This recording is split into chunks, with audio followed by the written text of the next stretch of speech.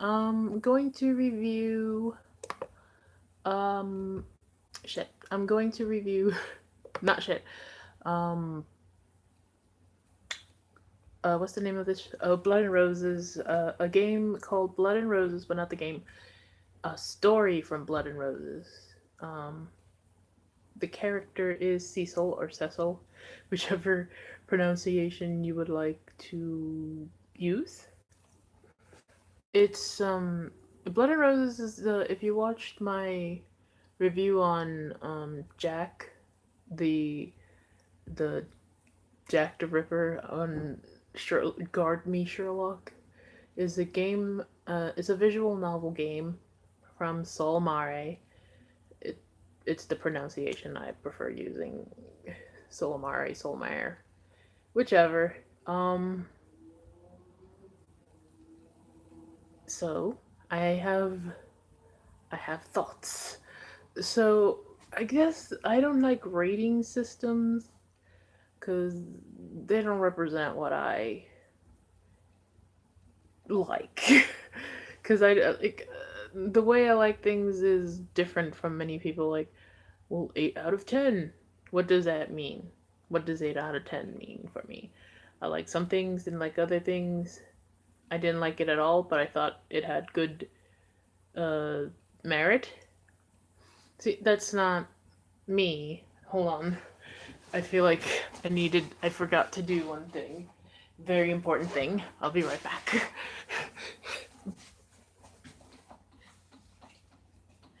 It's lighting. Oh, you saw my jammies. Uh, yeah. Um, let's see. I wish I had like the ContraPoints lighting, which I kind of do, but I don't know if I should use it. But yeah, um, the rating systems are weird for me. They don't work with me. So instead of rating systems, or a typical rating system, if you ever played, oh fuck, what is the name? Love Tangle. It's the same company, different game. There is the worst character ever in that con called Paul Morgan. He is the worst. So that's the rating system I'm going to use. Worst dude, Paul. The not so like the best dude to me has been Yukiya Ryzen from Wizard is Heart. No, actually, the best dude has been Wesley from um, Oz Plus, which is a game that's now dead. Unfortunately, he had the best story, best characterization, best everything. So he's the best character, and the worst character is Paul. So from Wesley to Paul, Cecil, um, to me ranks closer to Paul. Why? Um, I have a lot of notes on this one, especially on his character. Overall, story. I should explain the story a little bit because there's 2 seasons to this game.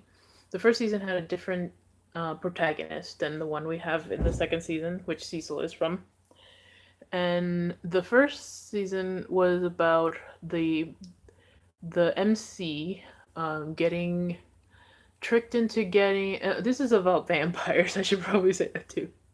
The MC getting tricked into this hotel, so the vampires of the hotel can help fix the problem that they have. The problem that they have is that the hotel is dying because the hotel is alive in the sense that there's a magical rose that could get that was magical and it belonged to the ancestor of the main character. She's a witch, and the main character's ancestor did it. Uh, as a token of love for the dude that she was in love with, which has not shown up yet. He's like one of the main types of or something of the story, and we have never seen the guy. His name is Harold, and the ancestor's called Tatiana. So in that story, you had 10 days. In between, you had to choose to be human or a vampire, because the two main like brothers bit you in the prologue, and you have 10-day period of becoming a vampire or reviving the hotel and drinking the dew off the rose to make you human again. You were not a vampire in the 10 days. You're like in between stage, um, which is cool. Like I like the first season a hell lot more than the second one, because the second one has more of a plot, has more of like fighting and action in it, but has less stakes in my opinion than the first one. The first one had more darkness in it. There was a lot of death and sadness and unrequited loves and a gothic tale, a real gothic tale, because gothic tales tend to be sad. The second season that we're in is about the protagonist vaguely, maybe, possibly trying to get her sister, who's sick, medicine. More on that later. Um, and protecting her village, possibly, maybe. Who knows? Because her. They give her more plot, but they drop all those threads so quickly. Like they might as well just be like the original MC. The original MC had no plot, right? Not no plot. She basically just wandered into the hotel by magic. They summoned her through magic to go to the hotel. She has no real attachments to her village, so it's okay. And it's okay that she stays there for a long time, not think about the village, because the village, all she had was like some work. She did some potions, she did some spells to help people, but that's about it. In this one, she has more connections to her village. She's a huntress. More on that later. She she is sent in the forest possibly, or she looks in the forest possibly to find a problem to her village's the solution to her village problem, which is they're getting attacked by demons, and her sister is dying of some illness, some unspecified illness, and the village for her sister's cure if she does what they tell them to, like find it and kill it. She's the only like person that could possibly do it, but it's when they get like give like a female lead or a female character some awesome traits, just so like you can, oh, she's not the help, but she's still the helpless damsel, but it's worse because she should be able to take care of herself, but she can't because she suck. That it might as well just like the original one had no ability to fight, and she was better. She could fight. She like in one of my favorite stories with Rupert, which is one of the brothers that bit her. She fenced him in the finale. She just fought him. That to me is awesome.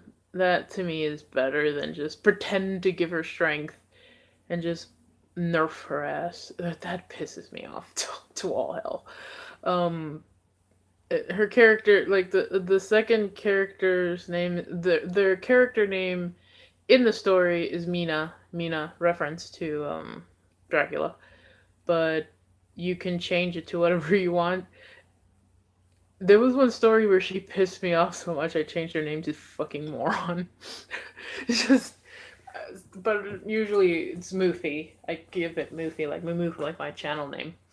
Um, she is such a blah character. She has no motivation. She's basically selfish, and it also comes off as she only wants to have sex with the dude, and that's all. You know that whole motivation that I told you she had to get her sister um help. She kind of forgets it halfway through. You kind of like, oh yeah, by the end of the story, somebody always reminds her, oh yeah, I have a sister in a village that I'm supposed to be caring about, but I'm only chasing this idiot around it. kidnapped her, or in Cecil's case, which I'll get to him in a minute. In Cecil's case, force her to stay by because means because this story started differently from others. Usually, it starts that you're in the forest because that's how the also you have a dog or a wolf character with you that helps you along the way. Um, but she was like to get around the whole prologue.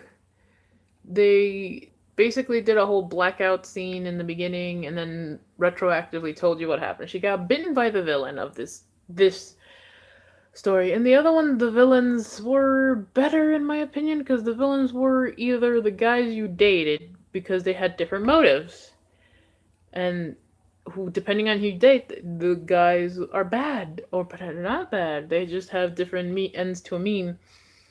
Um, except for like the one of the werewolves in the original is kind of creepy. Uh, and one of the vampire dudes is creepy. But yeah. So, uh, sorry, I lost my train of thought. So basically, she wakes up in the hotel because Cecil saved her from the vampire guy. The bad. They're vampire. Okay, I forgot to tell you the plot. There are vampire supremacists. Great. That hate the hotel because the hotel promotes diversity. It allows every creature. It's supposed to allow humans, but I don't think it does because of fear they might get attacked. But it allows elves, worms, tree nymphs, I think they're called, wizards, werewolves, all those creatures and more in because that was Tatiana's like original thought to make the hotel a place where all the dark creatures can get together and get along. But there are no vampires that hate that idea and they believe in vampire supremacy, which kind of echoes climate. So basically, she wakes up. He tells her there's a weird glitch going on the stream that I'm watching is kind of cool. She wakes up. He tells her that she was attacked, and this is where the creepy part, because this happened in the original. If you get bitten, supposedly the controls you put in at least was that her power and her free will circumvented that, and she didn't get mind controlled by the dude that, because she remembered that I told you she had a special power. She's a witch, so she didn't turn into a vampire. So she still was herself. So they couldn't control her. They made it very obvious that they couldn't control her at all. But in this one, in the second season, they're circumventing that in this, and they're saying no. The bad guy, because I know who the bad guy is. If you're a blind person, you can see who the bad guy is. That's one of my main problems with most of the Solimar stories. They're not. They think you're an idiot, and people will say, "Well, this is for teenagers." Teenagers are not morons. They deserve a little more respect. They deserve a little more respect story wise. Like the foreshadowing is like holy. It's not foreshadowing. That's me. You're just shouting to me who the person is. But anyway, uh, the villain could control her if she turns fully into a vampire. So a character named Gerard wants to kill her, and Cecil wants to keep her around. And here is where the crazy stuff happens. He wants to bite her because he says he won't control her. How do we know that? He's very he has a character is one of the creepiest types of characters you can come across in anime. I like to like refer to him as the Hakai Shokakai of Sayuki. Smiley face, happy all the time, darkness underneath. That is Cecil. He always seems to be smiling and happy and lording his power around because he's kind of like a Mary Sue character. He has a special type of blood that is thicker or something because he can only drink vampire blood. He can't drink human blood because human blood is poisonous to him. And the villain wants him too for some unspecified reason, and they want her because of her powers. Now, she has copyright infringement powers. In this and the other stories in the second season, she didn't have these. They were talking about some hidden power within her, but they never really explored it unless you get the bad ending, and then you get her dark side of the power. And and this why I call it copy infringement power. She's Kagome from Inuyasha. If you've ever seen Inuyasha, she's Kagome. She has a bow. She's a hunter, the character in this story. She has a bow and arrow. Kagome has a bow and arrow. And she can focus her powers to shoot pretty much copy infringement. I'm being hyperbolic, but you know what I mean. Like, I was waiting, like, because Gerard, the character Gerard, is basically Inuyasha. He's basically just that mean, childish, loud, brash character. So I was like, you're gonna start screaming Kakame, Inuyasha. And each 15 years wasted on that, which I love it. Don't hate Inuyasha, but it's just I don't know.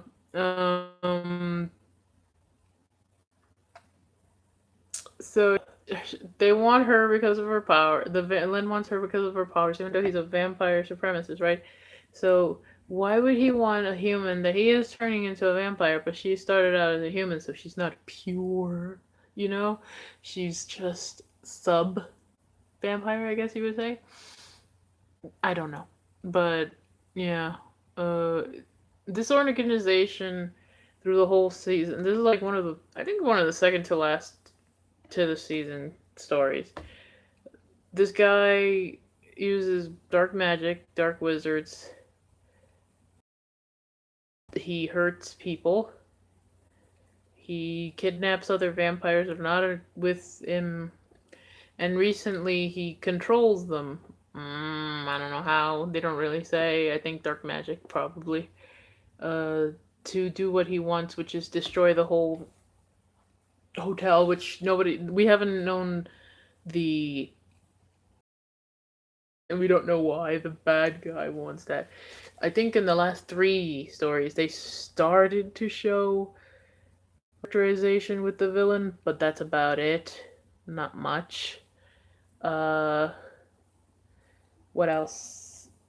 Yeah, let's go back to Cecil and his creepy implications. He opened the Pandora's box, in my opinion.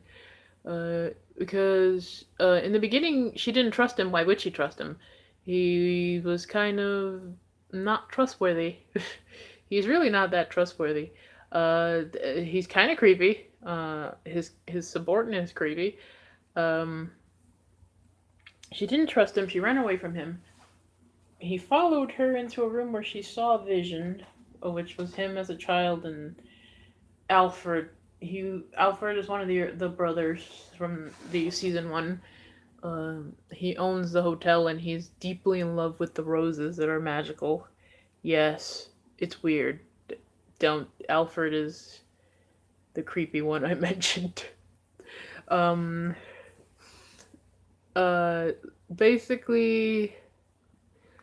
Uh. He gets in the room. He asks her again about biting her so he can circumvent the bad guy's influence on her. She says no because she doesn't trust him and she doesn't want to get bitten again. So he forces himself on her and bites her. Yikes. Uh and that's where there's where the nightmare begins, for me, because let's say I'm also not going to give the endings away to this. I am telling you most of the plot of the story, but it's too because I want to talk about Cecil and the weird writing of this games. This company has weird misogynistic way of writing men. It was almost misandrous because basically all the men are terrible and horrible creatures that only want to have sex. That's very misandrous in a way. But anyway, uh, yes. It goes on. She still doesn't trust him. She doesn't trust, aggressively doesn't trust Rod. She meets a little dragon creature called Noan, or Noen. It's like neon, but spelled inverted for some reason. Um, it could be it could be a translation issue because uh, there's a lot of translation problems, misspellings, and grammar, which I ain't hating. I mean, who am I to talk? I have all those issues, but it is a company that should be professional, and it is shocking that a Japanese company would be so lax in professionalism in that way. I'm pretty sure they probably just gave their translation department to like a cheap company to translate, and that's why it's so shitty. Probably like a company that don't speak English first, which it's neither near here and there. I don't knock the thing for grammatical issues or stuff like that because I don't get. I if I understand the story, I don't give a shit. Um, uh, Basically the plot is them keeping her away, her learning how to harness her away from the bad guy, her how to harness her powers, and then there's a part where I'm like, oh my god, she gets hurt like halfway through because they get attacked. He heals her, or she heals quickly, um, and then because of this, she starts lusting for blood. She's not a vampire, but like vampiric um tendencies come out. So when she hadn't up to this point shown that she had any feelings towards him at all. And then when she starts to turn into one and he starts telling her to bite him,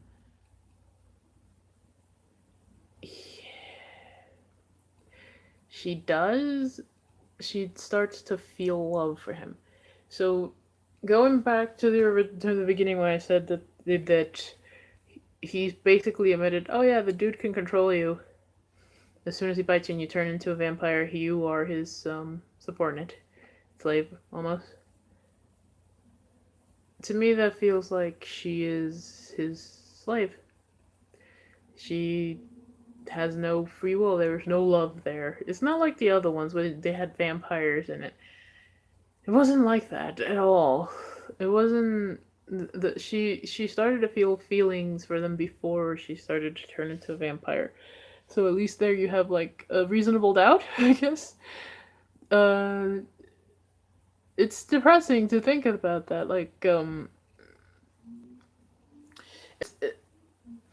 it be a commentary on heteronormative like relationship, like what is expected of women, that they are obligated to love a man? At least that's what is expected. It's not what it is. Like some men think that they're obligated to have sex with women. I mean, the women are obligated to have sex with men, no matter what. You should bring it. You're just a body or a thing of pleasure. So I wonder if that's like, I don't know. They're not that deep in the writing. I think I'm over reading into this, but yeah, that's when the story got dicey for me. Um, the end, not the endings. The endings are different. Like around the end, They do a little plan, which I won't reveal because I think you should read these. But I think you should start from the first character from the second season, which was Edward. So he's a blue-eyed, white-haired vampire, and then continue from there so you can get some of the plot. Um, and read the prologue. Obviously, you should read. You should. This is one of the better games that they had. The story is lacking in this one. I don't like it that much. Maybe the next guy would be better. The last guy was worse though. So yeah, they do a little plan to trick the bad guy. I won't tell you what the plan is. The bad guy is kind of arrogant and stupid. Didn't really think things through like most bad guys. The bad guy is very obvious, so I won't tell you who the bad guy is. You will probably figure it out the moment you see him because the way they conceal him is with a hood and you can see half of his face, kinda. And then when you see him without the hood, at least when you see a character that's kind of similar looking without the hood, it's the same fucking face. They didn't even try. You're not trying, game. So yeah, overall, Cecil is closer to the Paul creepy standard. The story has interesting implications that I would like to like dissect and maybe, you know, but I'm probably thinking too much into it. The Oh, and for people who know what I'm talking about, the people who were read the first season, the second season, there is like an interesting little crossover foreshadowing from the first season to the second season. There's like this weird like two dimension thing. Like the first season exists at the same time as the second season in another dimension. There's end well. Like the bad endings happened in the second season. Like there's a character called Spade in the first season. He's a cat that turns into a human. Um or a magical human. He can go in between the two dimensions and he talks to the protagonist in this dimension and says little things in each story like I failed her. So basically the first season ended badly, which makes sense because the first season has so many dark implications in it. Um and there might be a crossover, which would be cool. I may be giving it credit. Maybe there won't be a crossover. Maybe it's just in my head. It will have a better story, but um, whatever it is, that'd be cool. Will the Herald guy show up? I don't know. There was this new character that they introduced, but we never saw him. He's just in story called Rosario. He's like a vampire of legend, and he's been around for a long time, and he's in the hotel, but nobody sees him. He doesn't want to talk to nobody, and he's an inspiration to a book that Cecil would read.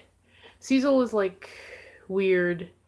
He has this weird fantasy of prince and princesses, and he's the prince, and he saves his princess.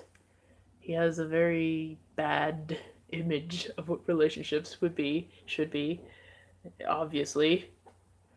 Again, the implications for me in the story are kind of disturbing. Um, it's accidentally dark compared to the first season, who was actually dark. Uh, I guess that's about it. I didn't like the story. I didn't like the character. The story has new elements in it. It has interesting stuff. It has action scenes. It's not as good as the first season. I don't know. Like, I don't know why I'm still sticking around. Probably to see how they end this plot, because they haven't ended it yet.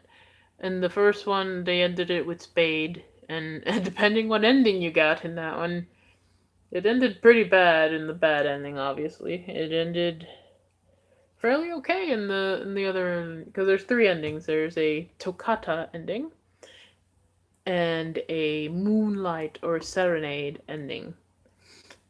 I used to like in the first season the Serenade ones because you stayed in the hotel and become a vampire, for the most part.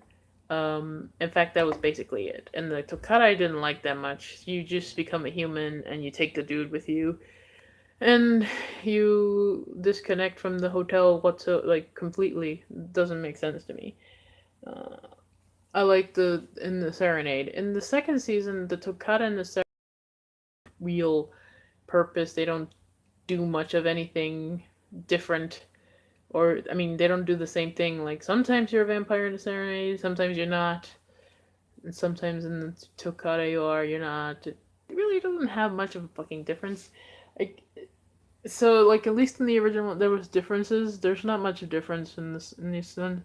And the farewell endings tend to either, if I hate the guy, be amazing, or if I like the guy, be meh. um, Again, the first season had really depressing bad endings. So the second season, I don't have any investment in them, so I don't care. So yeah, that's about it. If you want to check it out, check it out. It's called Blood and Roses. I'll leave a link in the description after this uploads. Um, you can download it on. Mm, not bad. Okay, now that's a weird aftertaste. Oh my god, it's a it's a kombucha multi-green, organic and raw. Sometimes you get the luck of a draw on these things, sometimes you don't.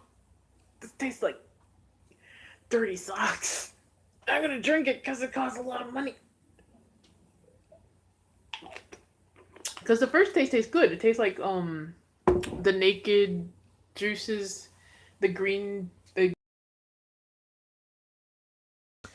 um then the aftertaste is like but yeah, uh so yeah, like Cecil not so good, but I like the game. It's fun. There's like a they're still having the early bird special, which is you can get and the effects of petals and other like stuff. So if you want it, you can catch it. You can download it on Android and Apple, and you can just play it on Facebook. I play it on Facebook. It's easier. You can get friends to help you up with shit. It's a hell of a lot easier on Facebook. Um, so yeah, check it out. Don't check it out. I'm gonna do more of these because I like Solomare's games. I might do a different type of visual novel game that isn't Solomare. Uh, yeah. Uh, See if the quality of the story and the misogyny go down and the quality go up. But yeah. Oh god, the taste so bad. I thank God I brought this for a palate cleanser. Catch you later. Cause I'm gonna do this Sunday. There's always a Luis Miguel. There's always gonna be a Luis Miguel La Serie review, and I don't know what else. If there is anything else, I'm finishing up. I'm not finishing up, but I'm doing George Lestrade on Garmy Sherlock, and I'm finishing up Elias on Wizard is Heart. He was the last of the original guys of Wizard is Heart that I had to do.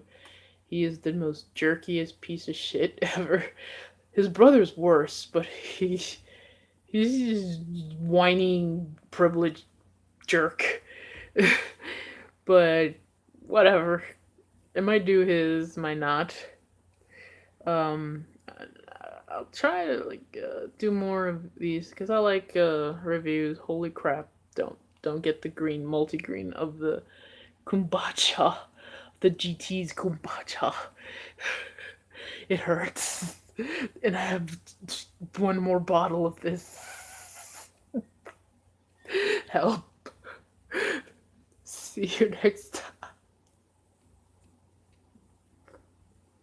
time. No, it's taking forever. No.